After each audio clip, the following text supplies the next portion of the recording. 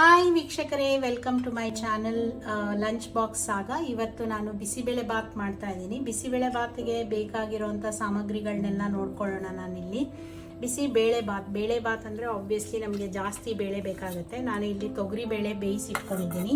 ತೊಗರಿಬೇಳೆ ಬೇಯಿಸಿ ರೆಡಿ ಮಾಡಿ ಇಟ್ಕೊಂಡಿದ್ದೀನಿ ನಾನಿಲ್ಲಿ. ಮತ್ತು ತರಕಾರಿಗಳು ಮೇಯ್ನಾಗಿ ಈರುಳ್ಳಿ, ಟೊಮ್ಯಾಟೊ, ಬೀನ್ಸು, ಕ್ಯಾರೆಟ್ ನೀವು ಇಲ್ಲಿ ವಿಡಿಯೋದಲ್ಲಿ ನೋಡಲ್ಲ, ನಮ್ಮ ಮನೇಲಿ ಇರಲಿಲ್ಲ ಇವತ್ತು. ಬಟ್ ಕ್ಯಾರೆಟ್ ಹಾಕಿದ್ರೆ ಚೆನ್ನಾಗಿರುತ್ತೆ. ಇದು ಲೋಕಿ ತೊಗೊಂಡಿದ್ದೀನಿ ಮತ್ತು ಪೀಸ್. ಇದಿಷ್ಟು ನಮ್ಮ ತರಕಾರಿಗಳಲ್ಲಿ ಆಯಿತು. ನೆಕ್ಸ್ಟು ನಾವು ಬಿಸಿಬೇಳೆ ಬಾತ್ಗೆ ಮೇಯ್ನಾಗಿ ಬೇಕಾಗಿರೋವಂಥದ್ದು ಮಸಾಲೆ ರೆಡಿ ಮಾಡ್ಕೊಳ್ಳೋಕ್ಕೆ ನಾನು ಇಲ್ಲಿ ಬ್ಯಾಡಗಿ ಮೆಣಸಿನ್ಕಾಯಿ, ಕಾಶ್ಮೀರಿ ಚಿಲ್ಲಿ ಕೂಡ ತೊಗೊಳ್ಬೋದು ಅದ್ರ ಜೊತೆ ನೀವು. ನಾನು ಸ್ವಲ್ಪ ಅದಕ್ಕೆ ಇಲ್ಲಿ ಬರೀ ಬ್ಯಾಡಗಿ ಮೆಣಸಿನ್ಕಾಯಿ ಮಾತ್ರ ಇದೆ. ಮತ್ತು ನಮಗೆ ಏನೇನು ಬೇಳೆಗಳು ಬೇಕಾಗುತ್ತೆ, ಉದ್ದಿನಬೇಳೆ, ಕಡಲೆಬೇಳೆ ಮತ್ತು ಕೊತ್ತಂಬರಿ ಬೀಜ, ಚಕ್ಕೆ, ಲವಂಗ, ಎರಡು ನಾನು ಇದನ್ನು ತೊಗೊಂಡಿದ್ದೀನಿ. ಏನಿದು ಏಲಕ್ಕಿ ತೊಗೊಂಡಿದ್ದೀನಿ ಮತ್ತು ಪೆಪ್ಪರ್ ಅಂದರೆ ಮೆಣಸುಕಾಳು ತೊಗೊಂಡಿದ್ದೀನಿ. ನಾನು ತೆಂಗಿನಕಾಯಿ ತುರಿ. ಇದಿಷ್ಟು ನಾವೇನು ಮಾಡ್ತೀವಿ, ಸ್ವಲ್ಪ ಎಣ್ಣೆನಲ್ಲಿ ಇದೆಲ್ಲ ಹುರಿದ್ಬಿಟ್ಟು ಒಂದು ಮಸಾಲೆ ಪೇಸ್ಟ್ ಥರ ಮಾಡ್ಕೋತೀವಿ.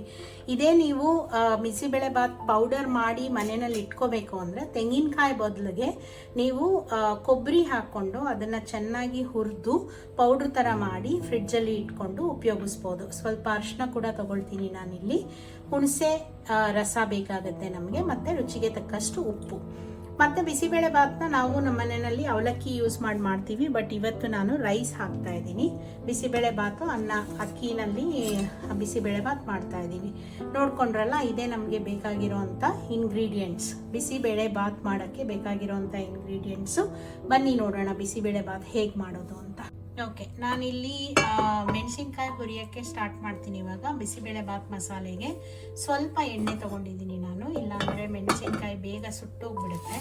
ಇದನ್ನು ನೀವು ಲೋ ಫ್ಲೇಮಲ್ಲಿ ಮೆಣಸಿನ್ಕಾಯಿ ಹುರ್ಕೊಂಡ್ರೆ ಒಳ್ಳೆಯದು, ಯಾಕೆಂದರೆ ಬೇಗ ಮೆಣಸಿನ್ಕಾಯಿ ಸುಟ್ಟು ಹೋಗ್ಬಿಡುತ್ತೆ. ಸೊ ಅದಕ್ಕೆ ಆದಷ್ಟು ಲೋ ಫ್ಲೇಮ್ ಇಟ್ಕೊಳ್ಳಿ, ಇಲ್ಲ ಬೇಗ ತೆಗಿತೀನಿ ಅಂದರೆ ಸ್ವಲ್ಪ ಬಿಸಿ ಮಾಡ್ಬೋದು. ಯಾವತ್ತೂ ಹೈ ಫ್ಲೇಮಲ್ಲಿ ಮೆಣಸಿನ್ಕಾಯಿನ ಹುರಿಬೇಡಿ.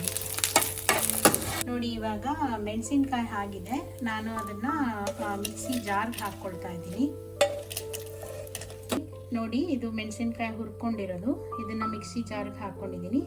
ಇವಾಗ ಡ್ರೈ ಇಂಗ್ರೀಡಿಯೆಂಟ್ಸ್ ನಾವು ಆವಾಗಲೇ ತೋರಿಸಿದಂಥ ಡ್ರೈ ಇಂಗ್ರೀಡಿಯೆಂಟ್ಸ್ ಎಲ್ಲ ನಾನು ಇದಕ್ಕೇನು ಎಣ್ಣೆ ಹಾಕಕ್ಕೆ ಹೋಗೋದಿಲ್ಲ. ಹಾಗೆ ಡ್ರೈ ಆಗಿ ಸ್ವಲ್ಪ ಇದನ್ನು ಫ್ರೈ ಮಾಡ್ಕೊಳ್ತೀನಿ. ಫ್ರೈ ಮಾಡಿಕೊಂಡು ಇದನ್ನು ಅದ್ರ ಜೊತೆ ಹಾಕಿ ಮಿಕ್ಸಿನಲ್ಲಿ ನಾವು ರುಬ್ಕೊಂಡು ಮಸಾಲೆ ಮಾಡ್ಕೊಳ್ಳೋಣ ಬಿಸಿಬೇಳೆ ಬಾತ್ಗೆ. ಇದನ್ನೆಲ್ಲ ಚೆನ್ನಾಗಿ ಈ ಥರ ಹುರ್ಕೊಂಡು ಇದೆಲ್ಲ ಒಂದು ಹದಕ್ಕೆ ಬಂದಮೇಲೆ ಅದನ್ನು ಮಿಕ್ಸಿ ಜಾರಿಗೆ ಟ್ರಾನ್ಸ್ಫರ್ ಮಾಡೋಣ. ಸೊ ಇದೆಲ್ಲ ಹುರ್ಕೊಂಡಾಗಿದೆ, ಇದನ್ನು ನಾನು ಮಿಕ್ಸಿ ಜಾರಿಗೆ ಟ್ರಾನ್ಸ್ಫರ್ ಮಾಡ್ತಾ ಇದ್ದೀನಿ. ಈಗ ಮೆಣಸಿನ್ಕಾಯಿ ಮತ್ತು ಎಲ್ಲ ಡ್ರೈ ಇಂಗ್ರೀಡಿಯೆಂಟ್ಸ್ ಹುರ್ಕೊಂಡಿರೋದು ಮಿಕ್ಸಿ ಜಾರ್ಗೆ ಹಾಕ್ಕೊಂಡಿದ್ದೀನಿ. ಇದಕ್ಕೆ ನಾನು ತೆಂಗಿನ ತುರಿ, ನಾನು ತೋರಿಸಿದ್ನಲ್ಲ ತೆಂಗಿನ ತುರಿ ಕೂಡ ಹಾಕ್ಕೊಳ್ತಾ ಇದ್ದೀನಿ. ಆ ಮಸಾಲೆ ರುಬ್ಕೊಳ್ಳೋಣ. ಪ್ಯಾರ್ಲಲ್ಲಿ ಏನು ಮಾಡೋಣ ಅಂದರೆ, ಈ ತವಾನಲ್ಲಿ ಒಂದು ಸ್ವಲ್ಪ ಎಣ್ಣೆ ಹಾಕಿ ತರಕಾರಿಗಳೆಲ್ಲ ಹಾಕ್ಕೊಂಡು ಸ್ವಲ್ಪ ಎಣ್ಣೆಯಲ್ಲಿ ಬಾಡಿಸ್ಕೊಳ್ತಾ.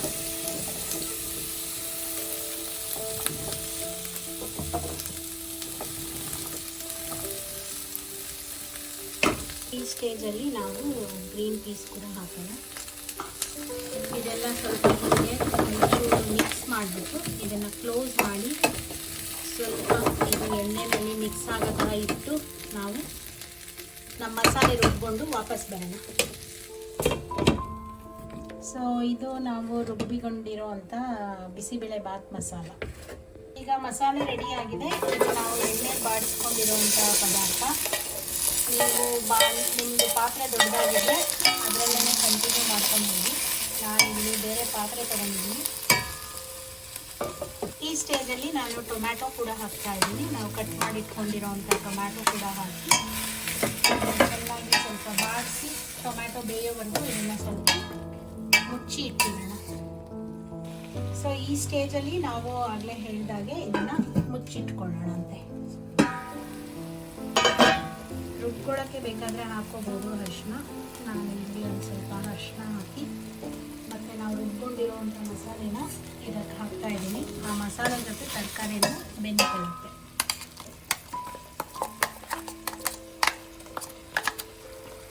ಎಲ್ಲ ಮಸಾಲೆ ಎಲ್ಲ ಹಾಕಿದ್ಮೇಲೆ ಸ್ವಲ್ಪ ಮಿಕ್ಸಿ ಜಾರ್ಗೆ ನಾನು ನೀರು ಹಾಕಿ ಉಳಿದಿರೋ ಮಸಾಲೆನೆಲ್ಲ ಹಾಕಿ ಈ ಥರ ಮಿಕ್ಸ್ ಮಾಡಿ ಇಡ್ತಾ ಇದ್ದೀನಿ.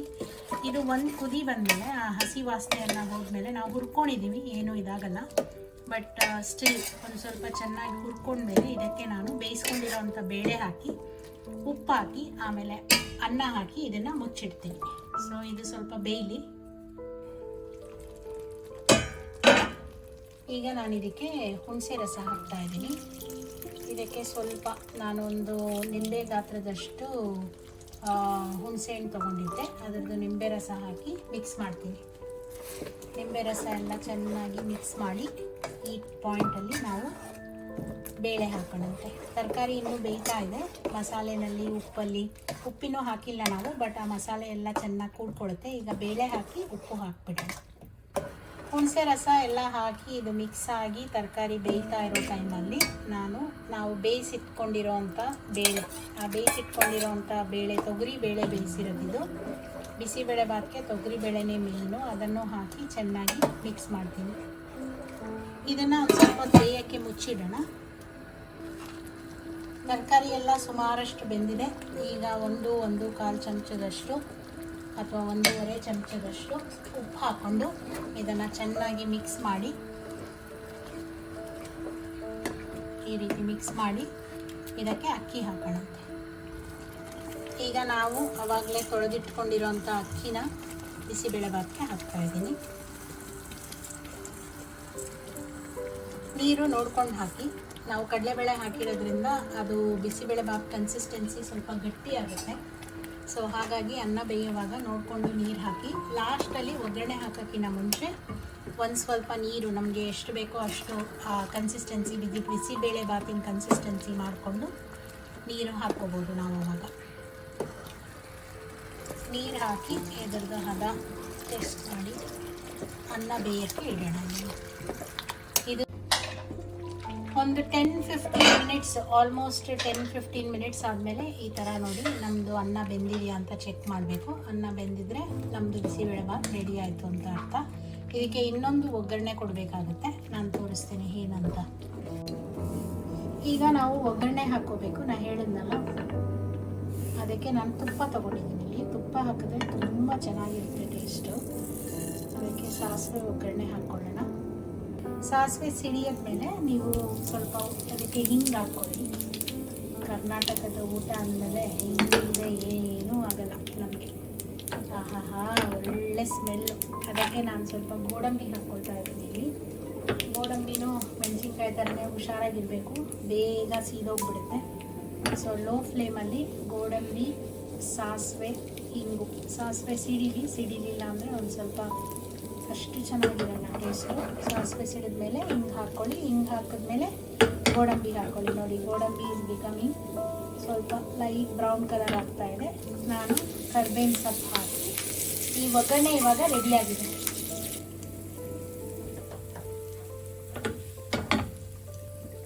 ನೋಡಿ ಘಮ ಘಮ ಘಮ ಅನ್ನೋ ಕರ್ನಾಟಕ ಸ್ಪೆಷಲ್ ಬಿಸಿಬೇಳೆ ಭಾತ್ ರೆಡಿಯಾಗಿದೆ. ಇದು ನಮ್ಮಮ್ಮಂದು ರೆಸಿಪಿ ಇದು. So the recipe courtesy goes to my mother. ಅವ್ರ ಹೆಸರು ಮಂಜುಳಾ ಅಂತ. ಇದು ಬಿಸಿಬೇಳೆ ಭಾತ್. ಸೊ ಇದು final product bisibele bath, Karnataka special bisibele bath ರೆಡಿಯಾಗಿದೆ. ಇವತ್ತು ನಮ್ಮನೆ ಸ್ಪೆಷಲ್ ಇದು. ನಿಮಗೆ ಈ ಥರನೇ ರೆಸಿಪೀಸ್ ಬೇಕು ಅಂತ ಅಂದರೆ ನೀವು ನನ್ನ ಚಾನಲ್ನ ಲೈಕ್ ಮಾಡಿ, ಸಬ್ಸ್ಕ್ರೈಬ್ ಮಾಡಿ, ಕಮೆಂಟ್ ಮಾಡಿ. ನಿಮಗೆ ಯಾವ ಡಿಶ್ ನಾನು ಮಾಡಬೇಕು, ಶೇರ್ ಕೂಡ ಮಾಡಿ. ಶೇರ್ ಮಾಡೋದು ಮರಿಬೇಡಿ. ಜಾಸ್ತಿ ಜನಕ್ಕೆ ಎಲ್ಲ ಗೊತ್ತಾಗಲಿ ಈ ಥರ recipes. Thank you so much for watching ವೀಕ್ಷಕರೇ.